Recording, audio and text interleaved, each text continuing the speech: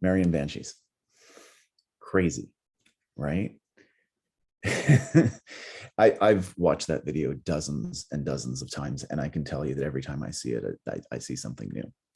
I would encourage you to bookmark that link from Slate and rewatch it often. I'm so struck by there's so many different things that I take from that video. First of all, like the breadth of work, right? Like just how much work she showed there. And that's years, right? That's years and years worth of work. But a funny thing happens when you do this for a living. You kind of get to a point and you stop and you look back and you're like, shit, I've created a lot of work. Like it doesn't feel like it because every day you're just working on something different. But you produce a lot, right? And yeah, her boots were fierce. But the other thing is, like, with all of that work, like none of it is the same, right? But all of it feels like her. And it's a really weird thing. It's like all of it is beautiful and quality and intricate and interesting, but it's all different, and it's all different media, right? Some of it's digital, some of it's by hand, some of it is mixed media. And she just has like a comfort level in all of those things, and it's inspiring, right? And it's not something that any of us are able to do, and or maybe someday we will, but not right now. Certainly I can't, right? And it's inspiring, right? And to see that it's driven, and she said, like, it's driven by her ego, and it's driven by who the client is, and it's driven by what her audience might look like, right? And that you take all of these things into consideration. But she speaks to this like it's a lot of work, right? Like she says, she spends a lot of time on these pieces in her work.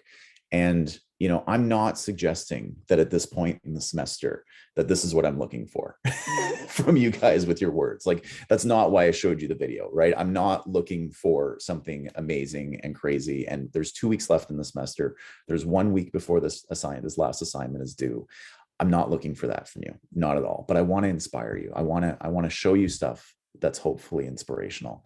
And I want you to be exposed to, what's out there and what's possible and what you're capable of, right? At this point, you just need to get shit done, right? And you've got all of your courses where you're working on multiple things at the same time, and you've got the next 2 weeks to hand all of that in and get your semester wrapped up, right? And I think that it's an opportunity for us to take stock of how this semester went. Like, I mean, when I said at the beginning of class, it's week 12, right? Like, shit, there's only 14 weeks in the semester. You're almost through this first semester, right? And it's the Christmas holiday, the winter break that we have, is a good opportunity for you to start working on your portfolio if you haven't already, but also to kind of take stock on how things have gone for you this semester. And I read an article this week that I thought was very timely and appropriate. And basically the title of the article was, "There's no such thing as lazy," or "laziness doesn't exist." And it's true. Like, if you really break it down and you think about it, like, none of us are inherently lazy people, but there are a lot of factors at play in our lives that prevent us from being able to do everything that we want to do. And maybe it's that we're juggling so many different things at the same time, right? And none of them gets the attention that it really deserves. Or maybe it's distractions, right? Maybe it's things that we would prefer to be doing, and we're distracted by those things, right? Or maybe it's a mental health issue, right? Maybe it's anxiety, maybe it's depression, maybe it's a number of different things, right? But there's always something that's causing you to not be able to meet deadlines or do the things that you want to do or give it the attention that you want to give it, right? And I just want to acknowledge that. I want to acknowledge that I'm getting a lot of emails right now from students, like, asking for time, and I know I haven't handed in project 3 yet, but will you still accept it? And, all this kind of stuff. And I just want to say that, I see you, and I know you're out there, and I know that this is hard right now. And I don't think that you're lazy, and I don't think you're a procrastinator. I see you, and I want to help if I can, and I appreciate for those of you who've reached out for help. If I can't give it to you or put you in the right direction, there's certainly the Ask an Advisor email at Sheridan, and they can put you in the right direction. But seek that help out if you need it. But with the end of the semester, there's that opportunity to kind of say, okay, where's there room for improvement as I start the next semester?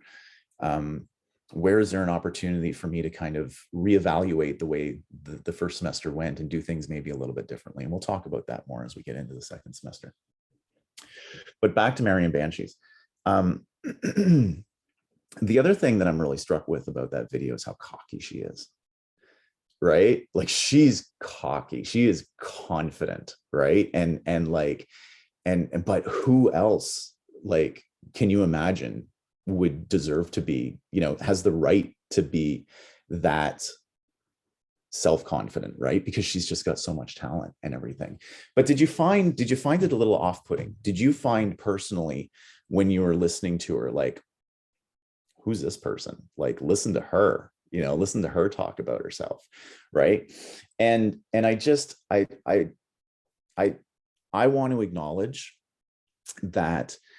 No, and not at all, Amy, not at all. And I'm glad you didn't have that reaction, that you went with it, because I want to acknowledge that I'm a cisgendered single or cisgendered middle-aged white man, right? And I'm here, like, as your teacher, and art history is filled with old white guys, right? And I want to expose you to more than that. I want you to know that there's more to this world, and that maybe we're still in political circles where white men are making most of the decisions in this world, but that you guys are, what happens with history is that people get old and they die, and young people come up and they take over. It's just, this is what happens, right? And you guys are smart, and you guys are confident, and you guys are awesome, and you guys are going to take over this world, and you're going to change it for the better. But I see that I have privilege in society. I know that I have privilege in society, and I want to acknowledge that privilege. And I personally feel that with privilege comes responsibility, and that responsibility for me in working with young people like you is to expose you to more, and to hopefully allow you to see yourself reflected in some of the work that I show you, and some of the artists that I feature, and some of the people that I highlight.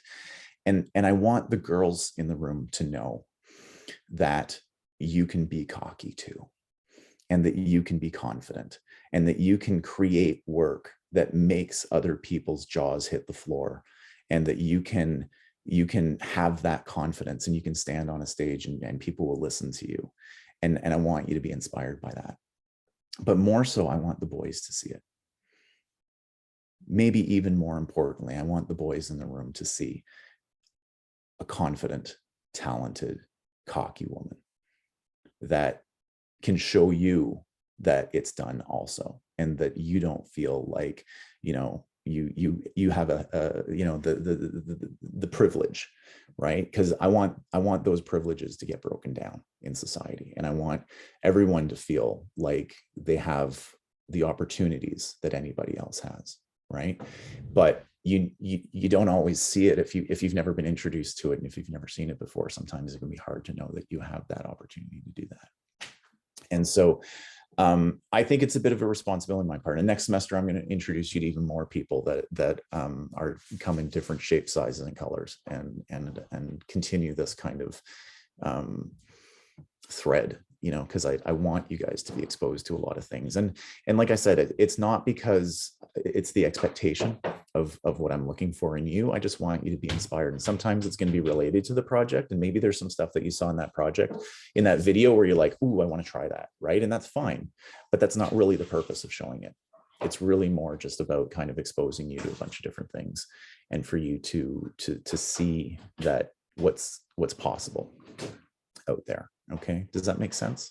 I'm sorry, I'm not really following along what's in the chat, but yeah, girl boss. That word's come up a couple times this week. I like it. And yeah, she's definitely there. So yeah, that's kind of the talk that I had for today.